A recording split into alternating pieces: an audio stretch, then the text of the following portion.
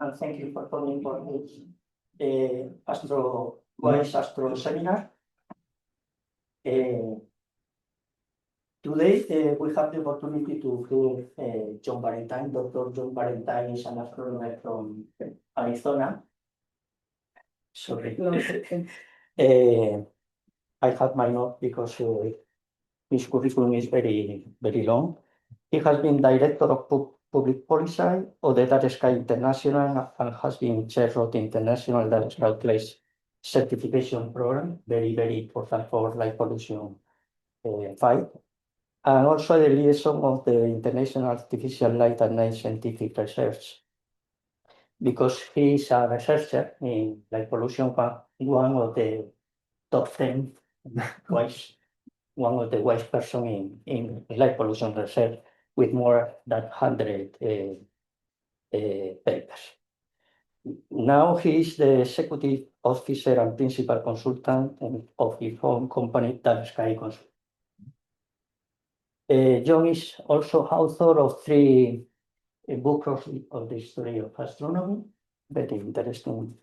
And now he's member of the American Astronomical Society Committee on Light Pollution, Radio Interference, and Space Debris,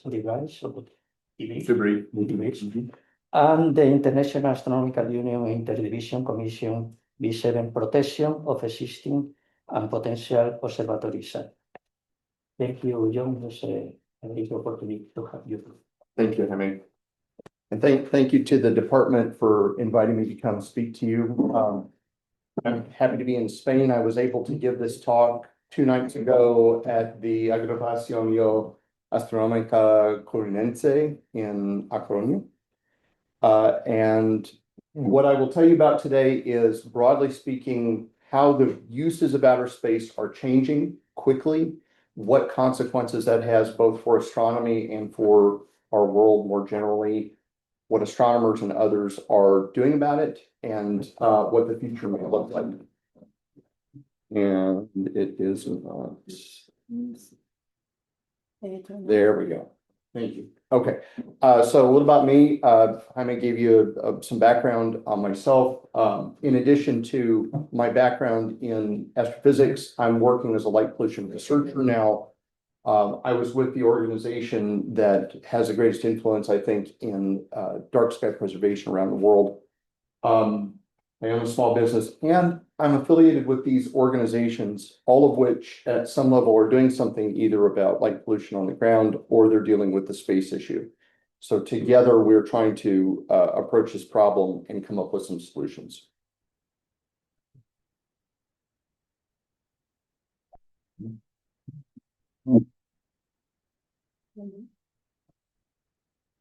So I will give you some history of the use of outer space by humans up until the period of time that has just begun recently, that is now becoming known as new space. And there I will tell you about why I think that outer space is not only an environment in the classical sense, but that it is a human environment being influenced by humans. I will tell you about this space environmental movement that is beginning to emerge. And finally, I will tell you something about the future direction of the space environment and what the most important challenges are right now. So first of all, I will give you some background on why humans went to space, what they wanted to accomplish there, and how that has brought us up to the current situation that we face. As astronomers, I don't really need to tell you that there is a lot of human history bound up in astronomy. And one of the most important discoveries of astronomy from its beginnings is that the Earth is not all that is, that the cosmos is a much larger place than we previously understood as humans. Going back to classical antiquity, when people placed the Earth at the center of a system, the Earth appeared to be unmoving. The sun, the moon, the stars revolved around our planet. And that view, of course, began to change during the Renaissance with the heliocentric theory that was developed by Copernicus and others. And then the real change happened in the 19th century when we began to directly measure the distances to the stars for the first time through geometry, at which point we understood that the cosmos was a much bigger place than we previously believed, and the stars were very far away. But already people were thinking about how we would get into this space by leaving the Earth. And that accelerated in the 18th century with technology like hot air balloons that lifted people off the ground for the first time. They saw the Earth from the ground, realized that it was not the place that the ancients might have imagined, that there was much more to it than you could see from the ground, but there was concern about the ability of humans or other animals to survive in the space above the Earth. So the first balloon flights held only animals. And so once they realized that the balloon went up, came back down to the ground, and the animals were still living, that there was some atmosphere that you could breathe at a certain altitude. But the physicists believed that eventually the atmosphere would reach its limit, and so we would have to enclose humans in some type of vehicle in order to reach outer space. By the turn of the 20th century, there were already advanced ideas about how we could do that. And some of the first ideas about flying rockets to space. Mechanically, it was understood how to do that, but the technology was not quite here yet. And then a little less than 100 years ago, the first liquid-fueled rocket flight took place in the United States. And you can draw a line from this event, this very small rocket that was flown by the American Robert Goddard, to essentially all rockets and spacecraft that have been flown since.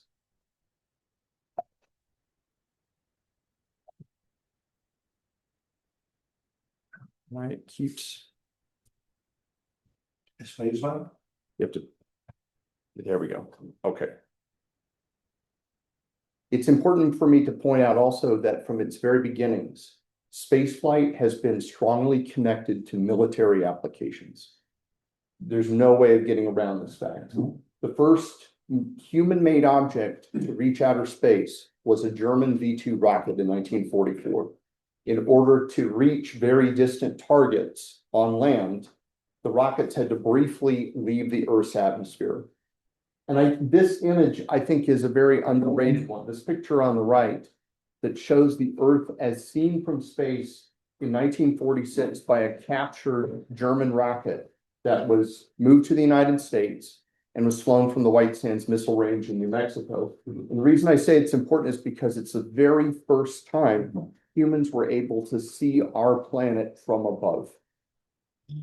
This is a lot of the inspiration that led to the later development of the rocketry program in the United States, leading to the Apollo program and then sending humans on to the moon. Of course, in 1957, the Soviets launched the first artificial satellite into orbit around the Earth, which was briefly shocking to most of the population of the world, although US military strategists anticipated this. They were trying to reach space before the Soviets and were delayed by about 3 months before they flew their own successful rocket in early 1958.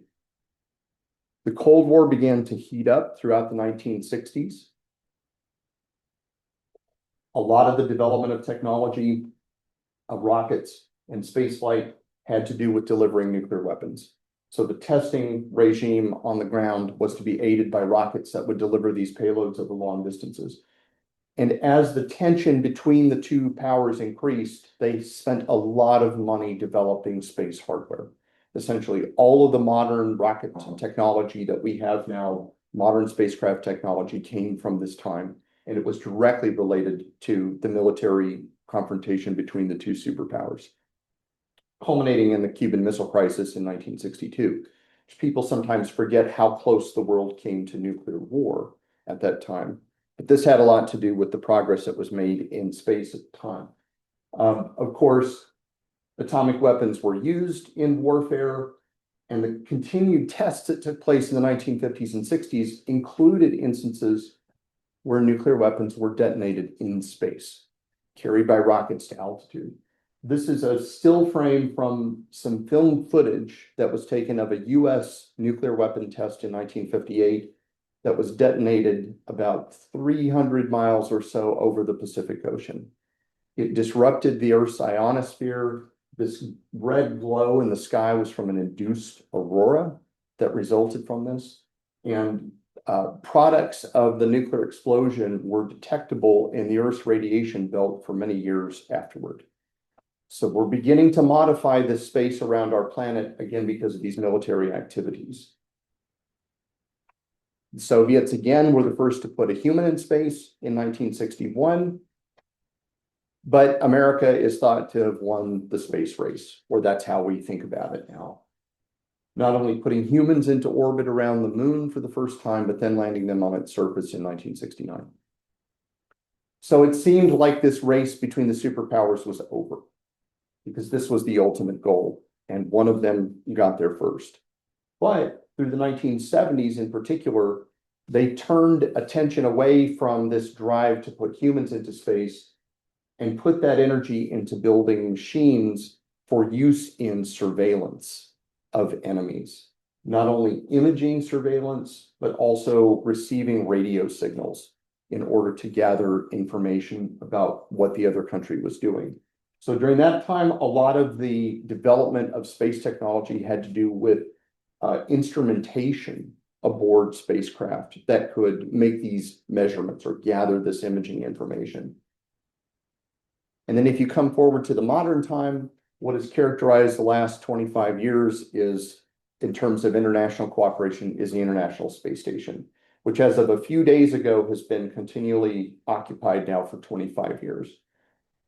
Its lifetime is not currently known. It is projected to last at least to the year 2030, at which point it will be deliberately deorbited. We don't know what comes next. The Chinese already have a space station in orbit. Obviously, the tension between the US and Russia has been problematic at times for the space station program, and it's unclear whether there will be international cooperation in the future. But there is a change taking place, and it is a realm called new space. This is the term you will often see in the media to describe it. And we are moving from a time when only nations could conduct these activities because of their expense and the great engineering challenge, to the private sector, motivated by commercial perspectives, the desire to exploit space for commercial reasons. So if ever you see this term, or if I use the term new space, this is what I'm referring to, is private companies displacing nations as the main actors in outer space. New space is all of these things and more. Mainly people think about it in terms of communications, programs like the SpaceX Starlink program that handles broadband internet traffic from the ground, and other competitors that are trying to do the same thing. But you have private space tourists now going to space on privately manufactured rockets and spacecraft. People want to assemble items in space in the microgravity environment to work on development of pharmaceutical products under those special conditions, other kinds of applications. And also there is now an industry building up around observing the Earth from space on a commercial basis for customers who are paying for on-demand data. We're doing that right now in light pollution research. We're obtaining data from private companies who are doing things that countries' governments are not doing in terms of investing in Earth observing platforms. And the reason that this is important is it's thought that there's a lot of money in the space economy. This is an estimate from a think tank in the US called Novaspace that looked at the global space economy for the year 2024, and they found that its valuation was already more than $500 billion, with the belief that by 2030, it will have doubled to a much higher number. It's impossible for business to ignore this, because it's one of the few areas of industry where there is predicted strong, rapid growth in coming years. So lots of companies want to enter this business right now. The result of all of this is that there are many more launches, putting many more spacecraft into orbit around our planet. And there are concerns developing at each point of what we consider to be a life cycle for a given space product. So if I'm a company that wants to put a spacecraft into orbit, that begins with design, manufacturing, testing, etc., through launch and operations, and eventually bringing the satellites back down to the Earth, which is now considered to be a responsible practice. If you don't deliberately bring them down, They have the potential to fragment, to explode, to collide with other objects and leave this space debris, this space junk behind in orbit that can then threaten other satellites. Of course, if you're an astronomer, you might care about this because these satellites are very good reflectors of sunlight. And you'll see in a moment some examples of what this is doing to the night sky. But radio astronomers care about this as well. The satellites are intended to beam radio signals up and down. And when they fly over our radio astronomy observatories, they create interference. There are further concerns having to do with the environment that I will tell you about, and the prospect that some of these fragments will survive re-entry through the atmosphere and may threaten life or property on the ground. So in 2019, I would say new space arrived, and that had to do with the first launch of satellites in the Starlink program that SpaceX operates. It has revolutionized outer space because it has made space much easier to access, much more cost-effective to access through reusability of rockets and other hardware. They're very famous for these videos showing their rockets returning to the launch site or somewhere close and landing on an upright in an upright position. But within a few days of the launch of the first Starlink satellites in 2019, people began seeing images like this appearing in the media. There were 60 satellites distributed out of the same rocket fairing, and they were moving together in a low orbit above the Earth. They would eventually raise their orbits to a higher altitude, but initially they were very bright because they were low to the ground and moving together as a group. People were reporting UFOs and strange things they were seeing in the sky, calling the police, what is this? What am I seeing in the night sky? And of course, astronomers became very nervous about this as soon as they saw this pattern on the sky, because SpaceX had already told the world that it planned to launch tens of thousands of these satellites. So we were faced with this times 100, or possibly more, times 1,000. Suddenly it becomes a very big concern for the night sky. And of course, now we're seeing these satellites everywhere in our data. I have some statistics on the left that suggest the extent to which these satellites are impacting observations right now. Most telescopes look at a very small part of the sky at once. So even with many thousands of them in orbit, the probability that you will happen to be looking in just the right direction when a satellite crosses the field of view is pretty small.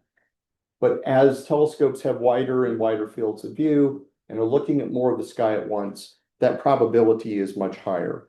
And of course, if you are one of the very wide field survey telescopes like the Vera Rubin Observatory, I'm told by talking to people who work on that project that satellites are detected in essentially every one of their science springs.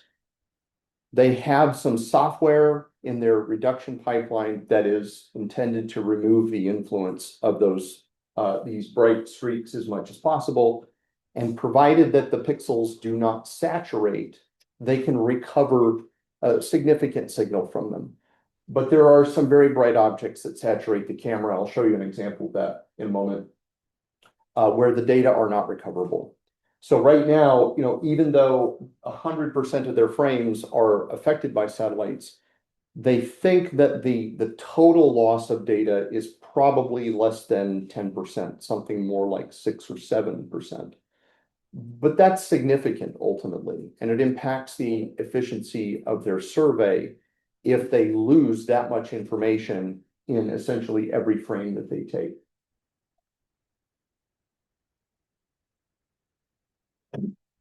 I want to point out too that some of us care about this issue, of course, for reasons of astronomy, but we think that there are a lot of other stakeholders whose interests we should consider.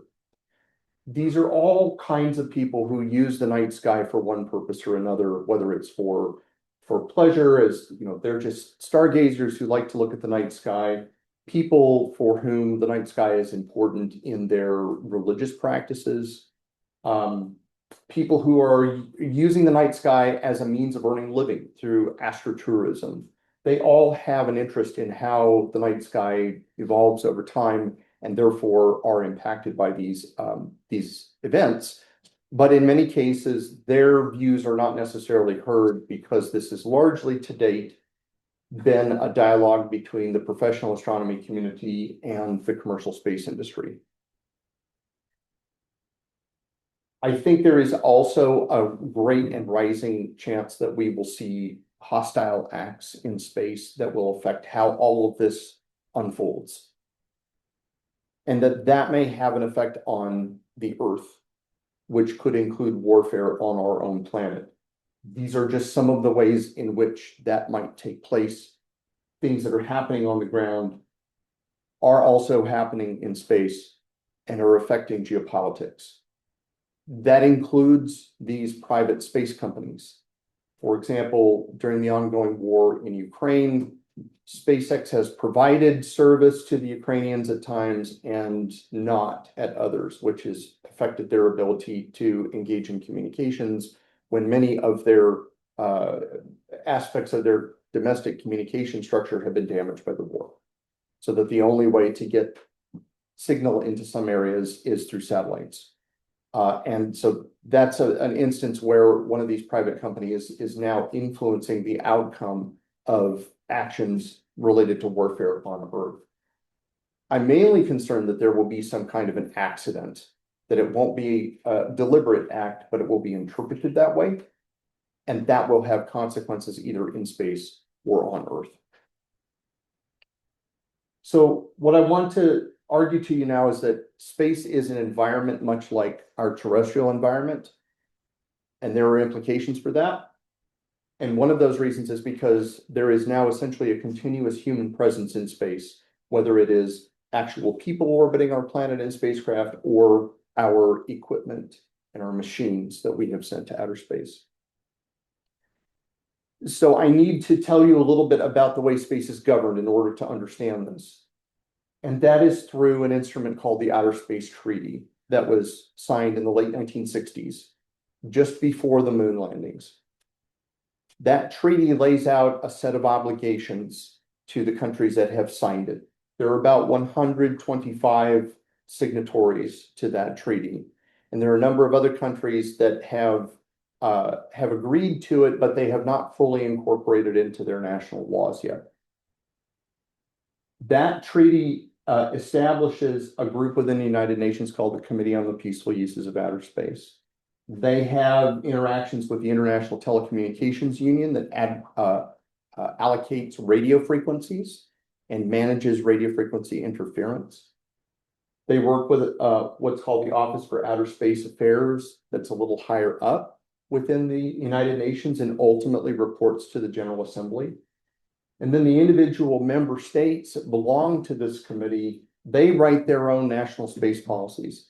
So they take the big ideas that are in the treaty that are not spelled out with very much detail, and that works its way down to laws in individual countries. And then they oversee space activities and they write more detailed regulations.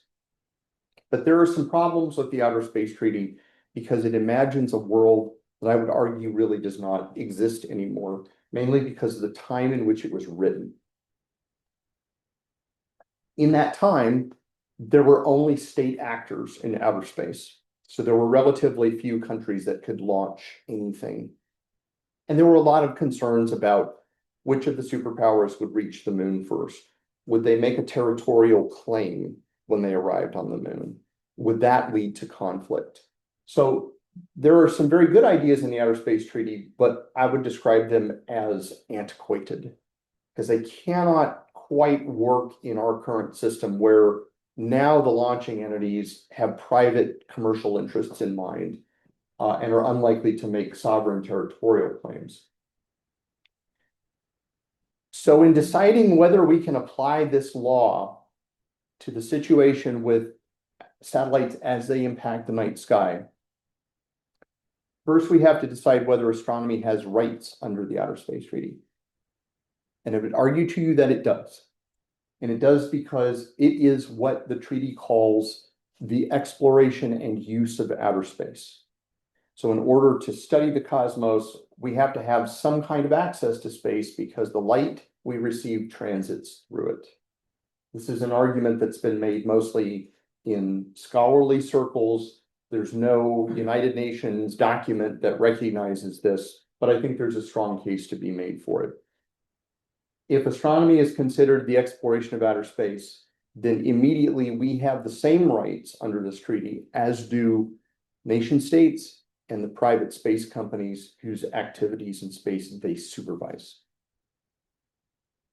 And if that's in fact the case, then these situations where the satellites are impacting astronomical observations are a kind of interference because they prevent us from doing our science, or at least limit the science we can do. And in that case, the treaty requires that the parties consult with one another and that they exercise what they refer to as due regard. So in other words, if one entity's activities are harmful to another, they're supposed to work their differences out. They're supposed to come to some kind of state of coexistence because the treaty gives them a co-equal sense of precedence that no one group's use of outer space is considered better or more worthy than another. And that brings us to where we're at right now in this situation as we are trying to understand how we coexist. I think if you read the language of the treaty, even though it does not say that outer space is a commons, I think you get the impression that it projects the notion of a commons onto outer space, that space is something that no one owns. In that sense, it's very similar to the continent of Antarctica, which since the late 1950s has been governed by a treaty that was a model for what the Outer Space Treaty became. And that the countries of the world agreed, they would not station military bases in Antarctica. It would only be used for peaceful purposes for research. There's a committee that is similar to the Committee on the Peaceful Uses of Outer Space that oversees things that take place in Antarctica. And it was treated as a legal entity called res communis, which is a common thing that no one owns. It's not like an unclaimed territory that the first country to reach that territory claims as its own. It was not to be seen that way so as to avoid warfare in Antarctica. So if no one owns the night sky, then I think you can argue further that the cosmos is our collective heritage. And if that's true, then we do not have the right to make large-scale changes to outer space or to the night sky because it's not our property. We merely hold it in trust for the generations that come after us. That echoes some language that's in another UN instrument called the Declaration on the Responsibilities of Present Generations toward Future Generations. That all of our resources on the earth, our intangible and tangible cultural heritage is not ours, that we owe it to generations that follow us to leave those things in good condition. It doesn't mean that there cannot be commerce. It doesn't mean that there can't be resource extraction. But we are supposed to be concerned about what the future generations of the world will inherit from us. And so for that reason, I argued that the night sky is not ours to substantially change because we have to give it to future generations in a condition that's similar to we have now. And that this is not only related to activities in space, but also relates back to light pollution on the ground. So you can make a connection to the terrestrial environment as well.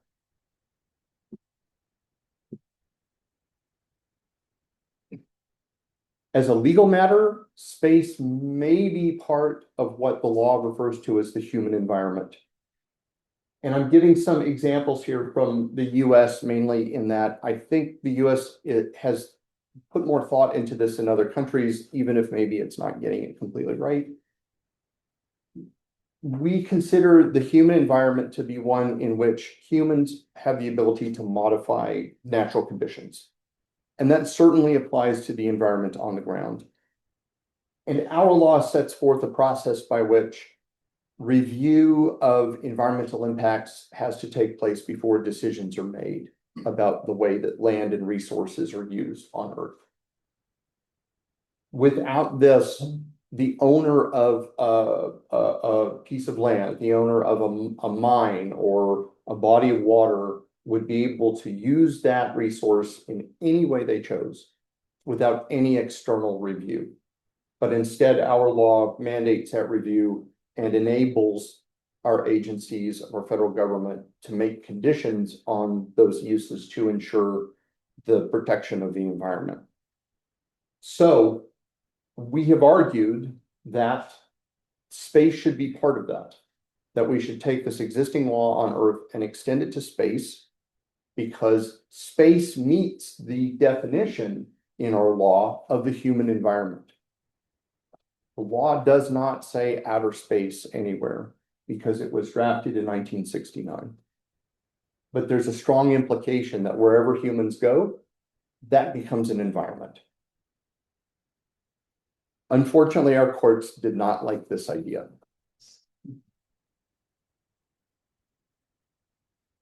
The International Dark Sky Association that I used to work for filed a lawsuit in federal court against the U.S. Federal Communications Commission, which is the agency that licenses the operations of satellites launched from U.S. territory. So if you want to fly a satellite, you have to have the approval of the FCC. And in their lawsuit, they argued this connection to existing environmental law by saying that space is a human environment, and therefore these launches should be subject to environmental review. Not just the conditions on the ground at the launch sites, but their activities in space, which would give us some leverage in dealing with the problem of the impacts of satellites on astronomy. The court didn't agree with that view. However, importantly, it decided that the organization had the legal standing to bring the lawsuit. And that's important because as this story continues to change and our law evolves, there's an opportunity where we could come back and we could ask the court to review this again. Or, as the court suggested elsewhere, if our Congress chose to write a law governing this, then it would immediately recognize that that law was valid. So it gives us a reason to now go to Congress and say, we need you to modernize our space policy in the United States by enabling this kind of environmental review for activities in space. And we're working on that right now. So now I will tell you about how this is all leading to the emergence of a movement aimed at protecting the space environment. I've suggested already that what activities in space are doing is changing that place. And it is in part because our satellites have a tendency to break apart before they can fall apart. They fall back to the ground. This happens sometimes because equipment on board, such as batteries, can spontaneously explode and destroy spacecraft. Sometimes they collide directly with each other. And as the volume of space around the Earth is filling with satellites quickly, the probability of these collisions is increasing. And we really worry about something that has come to be called the Kessler syndrome, where suddenly the production of space debris becomes exponential and it closes the space around the Earth to everyone. If this happens, every satellite that currently orbits the Earth at low altitudes will be at risk of destruction from debris. And it may stay that way for quite some time. The natural rate at which pieces of space debris return to Earth because of friction with the atmosphere really depends on your orbital height, but it ranges from weeks to as long as centuries in some cases. And we don't yet know what the severity of this effect will mean for our ability to either place new satellites in orbit or even to transit through that region if we want to go to places like the Moon and Mars. I think it's also fair to say that all of these activities are also polluting the terrestrial environment, beginning with launch. And the materials that rockets are putting into different levels of the atmosphere are concerning. There are greenhouse gases. There are water vapor emissions into the middle levels of the altitude, which is important because those middle levels are ordinarily very dry. And that changes the dynamics of climate and of weather, potentially. Of course, we're concerned about what happens when the spacecraft come back down. It's now considered to be good practice to bring your spacecraft down at the end of their lives so that they don't remain in orbit to become sources of debris. But when that happens, there is ablation of material off the satellites as they pass through the atmosphere, and that's depositing metal atoms into the very highest levels of the Earth's atmosphere, where they could change the balance of energy and the transfer of energy through that part of the atmosphere. When those, whatever remains after the reentry, when that reaches the surface, the best practice right now is to direct the satellites towards the South Pacific Ocean, far away from land, so that they do not pose a risk to anybody on Earth. But now that means that we're putting exotic and sometimes toxic materials into the oceans. All of this has environmental consequences for the Earth, and it's inseparable from the way in which we put satellites into orbit and eventually bring them back down. So, together with some of my colleagues, we've started an organization called the Center for Space Environmentalism.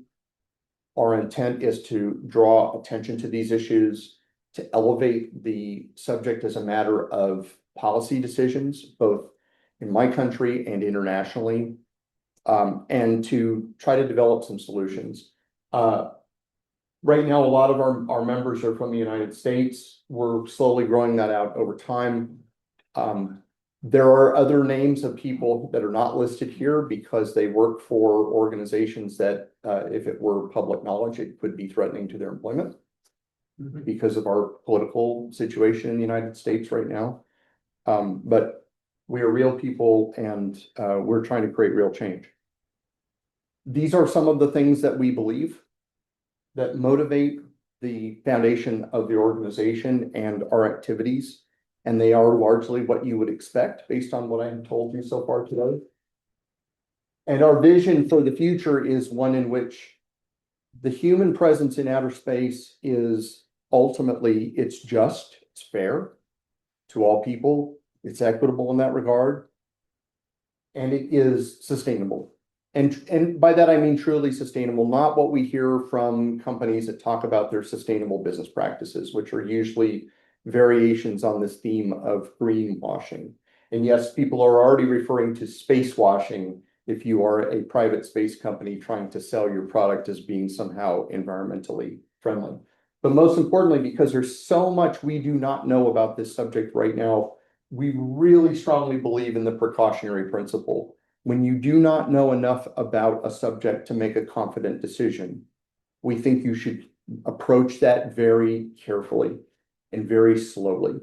That comes from study of environmental history and the history of technology, where there are many instances in the past in which humans developed a technology and rapidly adopted it before they understood the full implications of that technology. Right now, we're engaged in all of these subjects. Much of what we are doing at this phase of the organization, which is still very new, is simply to raise awareness of the issue. It is reminiscent of where we were at with the terrestrial light pollution issue a few decades ago when no one knew about it.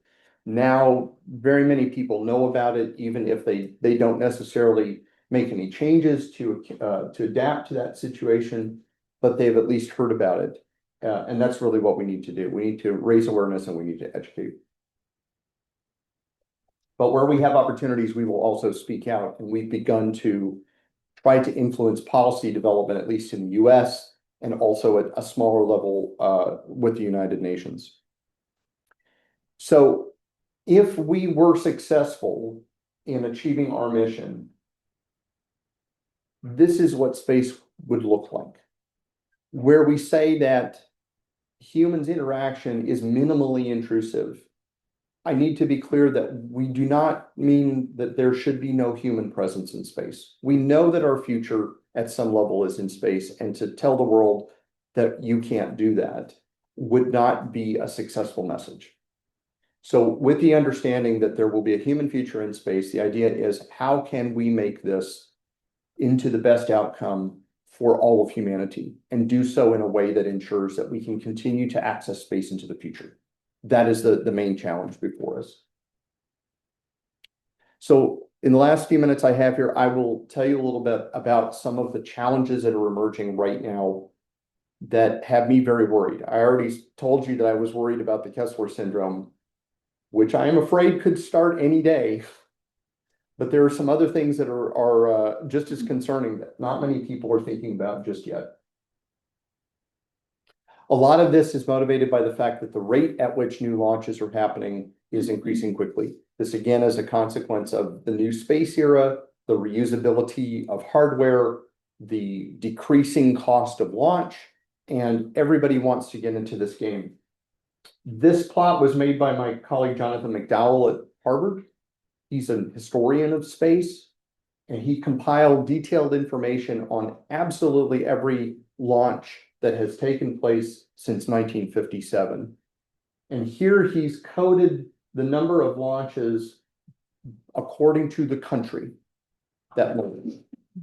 And what you see is mainly that there's this large area in the distribution for about not quite 50 years, where it was mainly the US in blue and the Soviet Union in red. So here's the classical space race right here. Then, of course, the Soviet Union ceased to exist. Things reached a local minimum here around the year 2000 and then have been climbing steadily ever since. But here you see basically where SpaceX starts to launch. And the US numbers go up quickly. But now, in addition to the Russians, the Chinese are getting into this business. Europe is in here, some other countries as well. But the important thing is now there are about 12 or 13,000 functional satellites in orbit. Here there were about 2,000. So the number of satellites has increased by a factor of about 6 in only 25 years. And it shows no signs of slowing down. The consequence of that is that, as I said, space is getting crowded very quickly.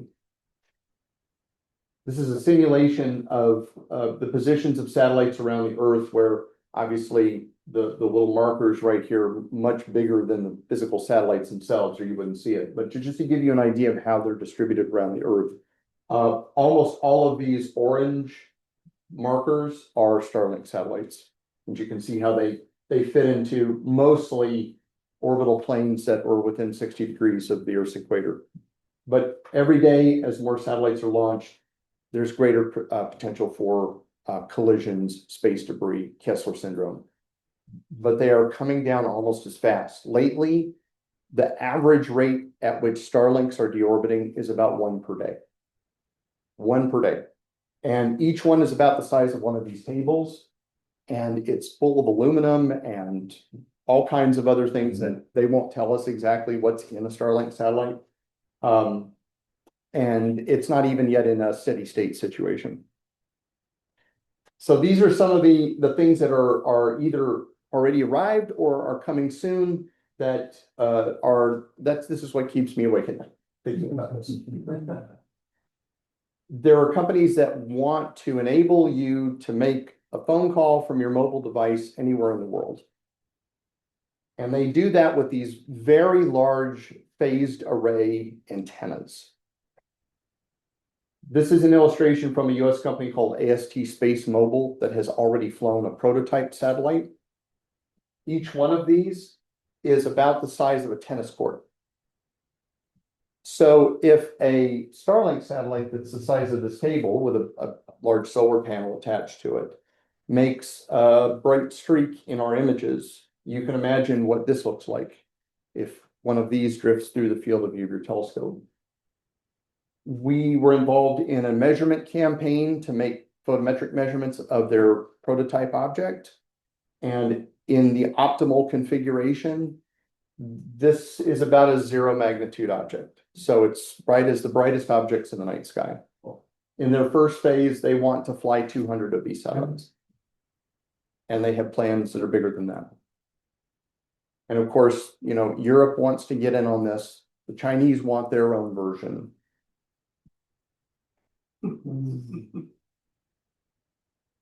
How will humanity react if you go out into the night sky and you see a glowing advertisement fly over? This seems like science fiction at a certain level, but it is so close to happening. I'm surprised that it hasn't already. This is some promotional material from a Russian company that wants to do this. Last year, they flew a prototype. It doesn't quite look like this. Instead, what they did was they flew some CubeSats, each of which was equipped with a very powerful laser. From the ground, the intensity of the laser light, it would not harm your eyes to look at it. They look like bright stars. And by flying the CubeSats in formation, they can make a QR code. So flies over, takes it to an advertiser's website. There is nothing in international law that would prohibit this from happening. And the commercial potential is high enough that someone will do it. What I can tell you is if they do, they will not launch from the United States. And the reason is we have had a prohibition on space advertising in our law since 1993, well before the technology was possible. There's no saying that they won't change that law, but right now, you could not launch from US territory if your purpose is to fly space advertising. But that doesn't mean that some other country won't permit it, possibly Russia. The company has said publicly that they will turn their lights off when they fly over our observatories. Thank you very much. We don't know. We just don't know. But at least they have demonstrated that the technology is feasible. And now it's a matter of whether there will be public backlash if they decide to do it. And then what's really caused me to lose a lot of sleep in recent weeks that you might have heard about is something that is coming to be called sunlight as a service. If you had an application on the ground that would benefit from a few extra hours of sunlight during the daytime, there are companies that want to fly large reflectors in orbit that would beam sunlight through reflection on demand to whatever part of the Earth you happen to be in. The typical application for this that they're advertising is solar farms, where they're producing electricity with solar panels. So for at least an hour or two in the evening, you could extend the day, and you could start the day on the morning side a little bit early and generate power for a longer period of time. We did some calculations based on what information they've made public, and none of it works. They have filed with the FCC to launch a test object next year to demonstrate the technology, and they have done some tests with reflectors suspended from balloons. They think they can do this. There are cities and towns that have indicated some interest in maybe using this to replace their street lighting, at least during the early evening hours. One of these reflectors, which is 18 meters on a side, can produce a spot of light on the ground 5 kilometers in diameter with about 4 times the intensity of full moonlight. So if you were out and about last night after the clouds cleared and saw, you were in a part of the city where you can see moonlight on the ground 4 times brighter than that, which is vastly insufficient to produce electricity with solar panels. So they're already talking about an initial phase in which they would launch 4,000 of these. We looked at their FCC filing, took what technical information they disclosed to try to calculate how bright the objects would be if you were in the beam or you were some distance away from the beam. If you were in the beam, one of these objects is a magnitude -14, almost point source in the sky. If you are 100 kilometers away, they're still about 0 or first magnitude. And there could be dozens or hundreds of them. This one company, I do not believe that they will be successful. We have had contact with them. We asked them technical questions they have clearly never thought of and pointed out there maybe are some inconsistencies in your story. But if it is not this company, I fear it will be some other company. And they may not be operating under our laws. They may be operating under the laws of Russia or some other adversarial country. And there is the great potential, I fear, for this to be used as a weapon of war. Right? This goes back to the Nazis had an idea for something they called a sun gun. They wanted to put a parabolic reflector in orbit around the Earth to direct a high intensity beam of sunlight down to the ground as a weapon. If a military ordered this service, they could light up a battlefield at night. But a country could also use this technology against its own citizens. So I personally, I think there should be an international prohibition on this. But the issue is so new that the United Nations has not taken it up yet. And of course, you know, Kessler syndrome is a possibility that could start any time now. There is already a sufficient amount of material in orbit around our planet that if it suddenly turned into small pieces of debris, this could be our near-term future. So this is what I want to leave you with. This is a summary of what I've said. I want people to understand that these concerns are very serious. They have important real-world consequences. This is no longer the space race of 50 or 75 years ago that seemed exciting and technologically benign, even though it had a military purpose underneath it. We are really in uncharted territory with no good idea about what will happen next. We're trying to push back on that, and our basis for doing so is to claim that space is an environment that is worthy of being protected.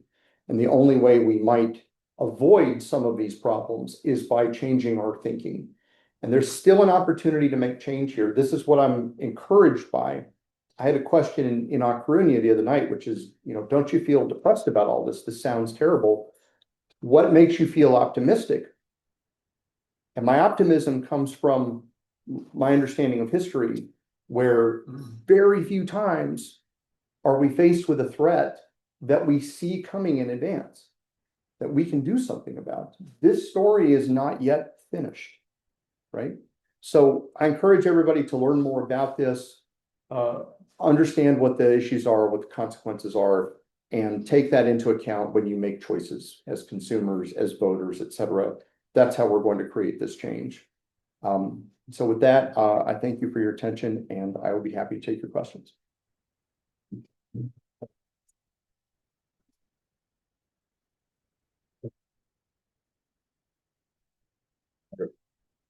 To go, but I want you to comment here because all of us are astronomers. So I would like you to comment on what is the IAU position on this topic. You don't have enough time for me to. You have to go. Even have to go. I know, So I know. I'm not going to hear you, but Okay, I want them to hear you. okay. I'm glad you brought that up. So as astronomers, I imagine you're familiar with the IAU, the International Astronomical Union, and it has established something called the Center for the Protection of the Dark and Quiet Sky. I'm involved in that effort. And the IAU has taken the position that in order to have a better outcome for astronomy, we should engage in active dialogue with the commercial space industry. There are some astronomers who believe that the IAU should oppose that industry in some way. Suggestions include, you know, diplomatic efforts, lawsuits, for example, in the International Court of Justice. And the IAU has taken its position on the belief that there is a very strong asymmetry of power in this arrangement, that astronomers and the IAU are not a politically powerful group, they're not an economically powerful group, and therefore they're unlikely to succeed if they were to take an adversarial view of the relationship. Our center was established with the idea that we would conduct this open dialogue with the space industry, that we would invite them to participate in talks with us. We would encourage them to take actions on a voluntary basis, with the understanding that someday those actions might become part of law, that we would craft that together. That doesn't satisfy everyone, of course. There are at times allegations that we are too close to the space industry, that we are collaborating with them. I can assure you we are not, but it may be the only way that we can avoid the worst outcome. And we've had a little bit of success in keeping the lines of communication open with companies like SpaceX. They have undertaken changes to their spacecraft design that have decreased their brightness. And that's a step in the right direction. Their engineers think of this as an interesting challenge. You know, how can we solve this problem? And their executives are willing to go along with it for now. But that, of course, doesn't satisfy everyone. I think we need to push a little harder on the industry, which is one of the reasons that we founded our organization. Because within the IAU context, we are very constrained. We can't engage in lobbying. Our messaging is controlled in order to maintain that relationship we've established with the industry. But the industry should be subject to criticism that is fact-based, and where there are shortcomings in our understanding, I think it is fair to point that out. So there is a place for astronomers who think we should be acting more aggressively. But if that's your view, then IAU is probably not the body that represents it.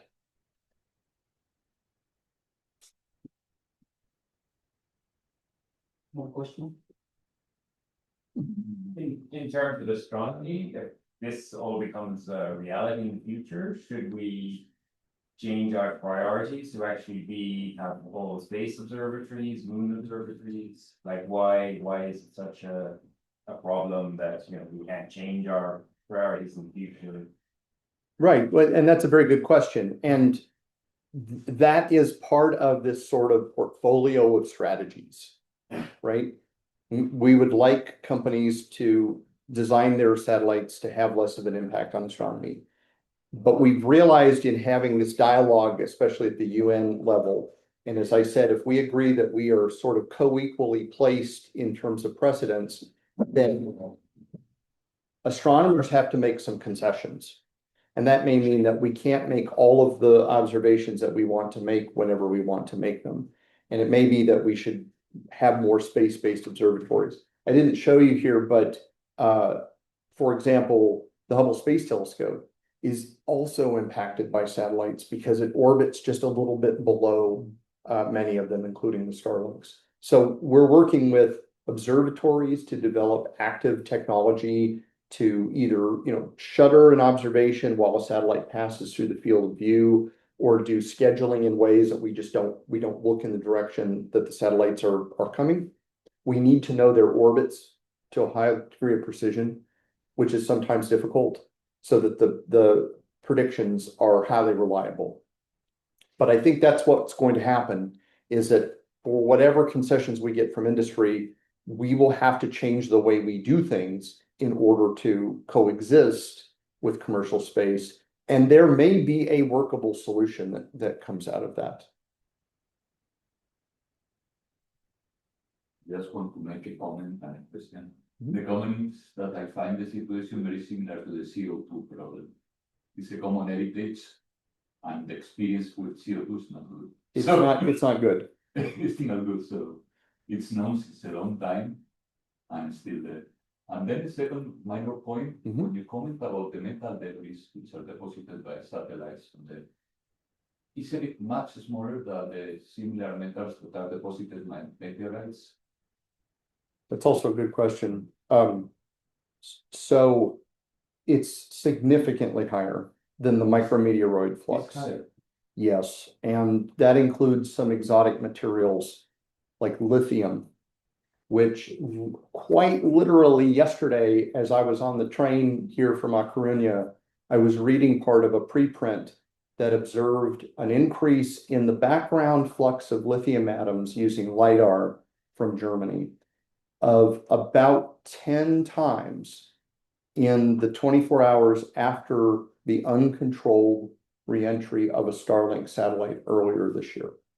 The lithium is a component in batteries, and apparently it's also a minor constituent of metals like aluminum. Right now, there's almost no lithium in the upper atmosphere.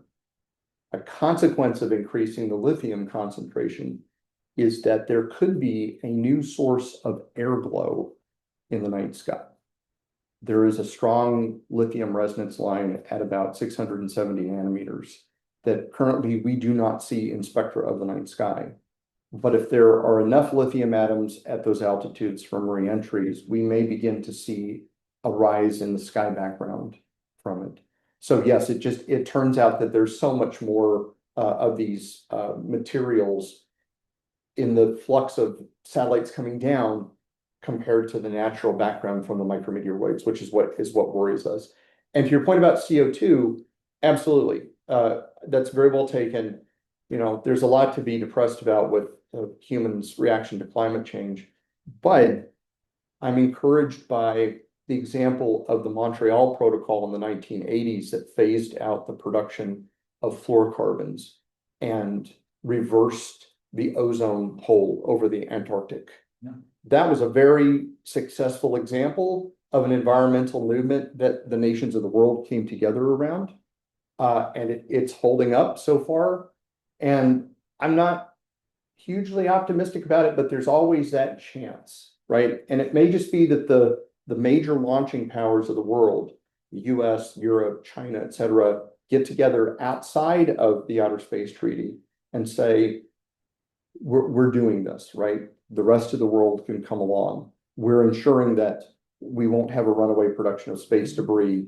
We'll ensure better coordination between parties so that there are fewer possibilities for accidents to happen in space. Was that the ban of the nuclear tests? The partial nuclear test ban treaty is another good example of that. But of course, you know, now you have the president of my country saying, maybe we will just pull out of the test ban treaty. So, but you know, you have to have something to be hopeful about. And we have some of those examples that we look toward. Okay. Before finishing, I want to thank again to present student attendance. Are there any questions online? Okay.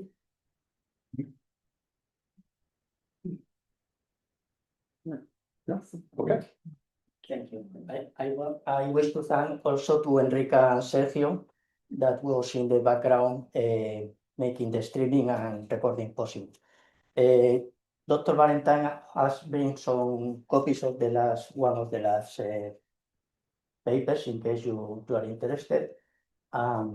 Let's thank you again. Thank you. Thank you for having me.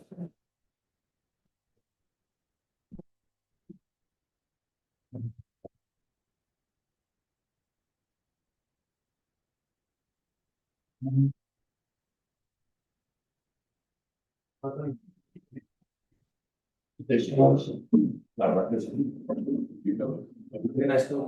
you. I'm worried. And worrying.